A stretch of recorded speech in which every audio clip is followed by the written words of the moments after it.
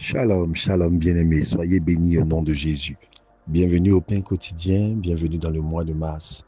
Je voudrais souhaiter à toutes et à tous un excellent mois. C'est le mois de la conférence. Puisse-t-il être un mois de témoignage, un mois de grâce, un mois de puissance, un mois de victoire pour nous tous au nom de Jésus. Ce mois-ci, nous parlons de ce thème victorieux par sa grâce, dans la continuité de ce que nous avons commencé à développer autour de la grâce. Cette semaine en particulier, nous traiterons de victoire sur toute œuvre de mort. Et cette semaine de victoire sur toute œuvre de mort est introduite par le premier thème, tiré de 1 Corinthiens 15, 55, qui dit ceci: Ô mort, où est ta victoire? Ô mort, où est ton aiguillon? C'est aussi donc le thème de ce jour. Ô mort, où est ta victoire? Nous voulons avant toute chose ramener le passage dans son contexte. C'est Paul qui l'écrit aux Corinthiens. L'épître de Paul aux Corinthiens au chapitre 15 est un plaidoyer, c'est une explication théologique sur le mystère de la mort et de la résurrection du Seigneur, sur la place de la mort et de la résurrection dans le plan, dans l'histoire du salut. Nous découvrons au travers de cette épître que la mort est l'instrument, l'acte par lequel nous avons été sauvés. C'était l'acte de la condamnation. Mais il n'y a pas que la mort dans le plan du salut, il y a aussi et surtout la résurrection. La mort était l'acte de condamnation du péché. La résurrection était l'acte qui démontrait la validation de ce que le sacrifice avait été accepté et que Jésus avait payé véritablement le prix pour nous. La résurrection était l'acte de démonstration de ce que le souverain sacrificateur, Jésus, a offert un sacrifice propre et pur, parce qu'il ne pouvait pas être notre intercesseur, il ne pouvait pas être notre délivrance.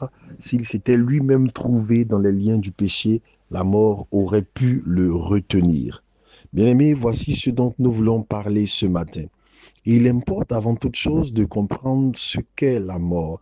La première fois que la mort est mentionnée dans la Bible, c'est par la bouche de notre Seigneur lui-même, par la bouche de Dieu le Créateur, qui avertissait solennellement l'homme et la femme qu'il avait créés qu'il y avait une conséquence à manger l'arbre du fruit qui était interdit, et c'était la mort. Et lorsque la désobéissance a été manifestée, la mort s'en est suivie. Et il reste que nous avons, pour nous, l'humanité, bien compris la mort dans sa première dimension, qui est certes difficile, mais qui n'est pas la réelle signification de la mort selon Dieu. La mort, c'est, en ce qui nous concerne, la cessation des activités biologiques, le moment où le corps cesse de respirer, le moment où toutes les fonctions vitales s'arrêtent, le cœur, le cerveau, et le corps entre donc en phase de décomposition pour retourner à la poussière, selon ce que Dieu a dit, car tu es poussière, tu retourneras à la poussière. Mais la mort, c'est bien plus que la cessation des activités biologiques.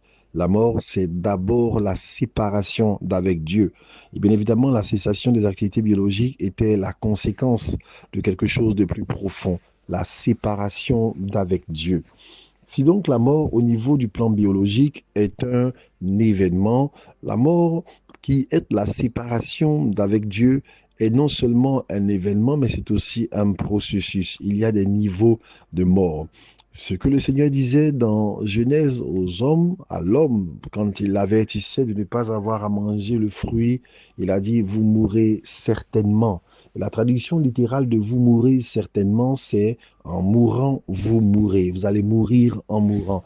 Et la Bible est remplie de passages qui nous font bien comprendre que la mort n'est pas donc un événement, mais la mort est un processus. Ce que le Seigneur dit par exemple dans le livre de l'Apocalypse en disant, tu passes pour être vivant, mais tu es mort, affermis le reste qui est près de mourir. Parler à quelqu'un en disant qu'il est mort, en lui demandant d'affermir le reste qui est près de mourir, nous fait tout de suite comprendre que donc la mort n'est pas seulement un événement, mais c'est aussi un état qui peut être progressif. Quelqu'un donc peut être vivant sur le point biologique, mais être déjà mort. La Bible ne dit-elle pas par la bouche de notre Seigneur lui-même, laisse les morts enterrer leurs morts et toi, suis-moi. Donc lorsque nous parlons de mort, Nous faisons mention, c'est vrai, de la cessation définitive des activités biologiques, mais nous faisons aussi et surtout mention de tout espace, tout aspect, tout domaine de notre vie qui peut expérimenter donc une séparation d'avec Dieu et donc entrer en phase de déclin, en phase de destruction, en phase de mort progressive. Nous pouvons donc parler de mort à des personnes qui sont bel et bien vivantes en ce qui concerne en tout cas la biologie. Nous pouvons être donc dans la maison de Dieu, nous pouvons être donc des personnes qui suivent le Seigneur et expérimenter à un niveau ou à un autre la mort quelque part, la mort dans les finances, la mort dans la vie spirituelle, la mort dans le mariage, la mort dans les projets, la mort quelque part dans la santé. Ce matin, nous voulons donc parler de la victoire sur la mort et nous comprenons que la mort est liée à un mystère. La mort est entrée dans le monde par la désobéissance, par le péché. La mort se maintient par la désobéissance et par le péché. Et c'est pourquoi Paul en parle donc dans 1 Corinthiens 15, 55 en disant, ô mort, où est ta victoire? C'est un défi que Paul lance à la mort. C'est comme un cri de défiance en disant, mort, tu es dépouillé, tu n'as plus de victoire. Et il poursuit pour nous faire comprendre que l'assurance que Paul peut proclamer, peut déclamer en disant, mort, où est ta victoire? Elle est liée au fait que Paul a compris qu'il y a un lien entre la mort et le péché. Et là où la question du péché est traitée, la mort n'a plus de pouvoir, la mort n'a plus d'autorité. La mort ne pouvait pas retenir Jésus parce qu'il était sans péché. Le Seigneur a été ressuscité. C'est un acte de puissance déployé par le Saint-Esprit selon ce qui est exprimé en Éphésiens. Mais ce n'est pas d'abord la puissance de Dieu qui a ressuscité le Seigneur.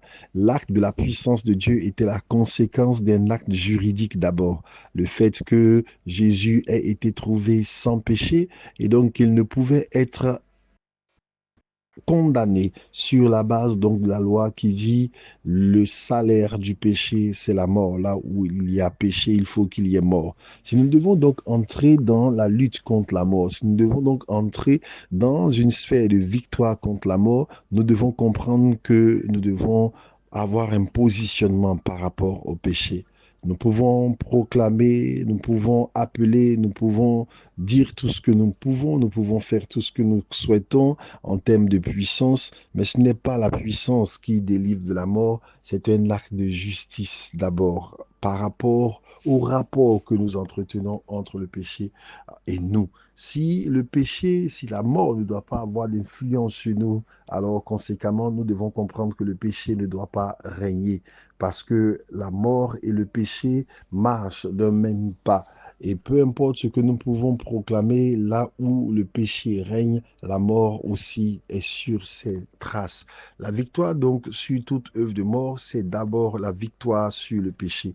C'est celle que le Seigneur nous a acquise en nous donnant la grâce de par sa nature de crucifier la nature pécheresse et de laisser la nature de Dieu vivre en nous.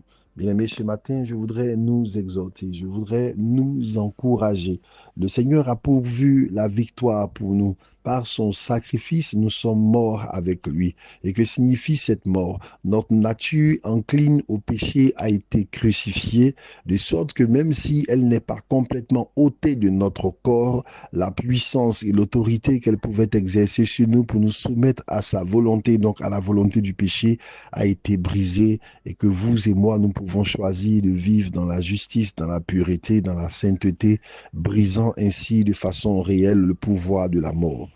Regardons attentivement nos vies. La réalité est que si un domaine quelconque de nos vies est en train d'être soumis à la mort, la plupart du temps, une porte a été ouverte et un capteur a attiré la mort, un capteur de péché. La mort dans les finances d'une personne sera très souvent la conséquence d'une désobéissance sur un principe que Dieu a établi pour nous préserver de la mort en ce qui concerne les finances. Prémices, dîmes, offrandes, sacrifices, aumônes, générosité. Quand ces choses sont méprisées, nous ouvrons la porte à la mort. La mort peut entrer dans un foyer lorsqu'une porte est ouverte au péché de l'insoumission, au péché de la rébellion, au péché de l'adultère, au péché de la souillure. La mort peut entrer dans une communauté lorsque la porte est ouverte à l'impureté, à la rébellion, à la souillure. Chaque fois que la mort se déploie, regardons attentivement. Elle n'est jamais anodine, elle est toujours la conséquence d'un capteur de péché qui a été laissé se déployer quelque part, dont on a laissé les œuvres prospérer quelque part. La victoire sur la mort, c'est avant tout la victoire sur le péché.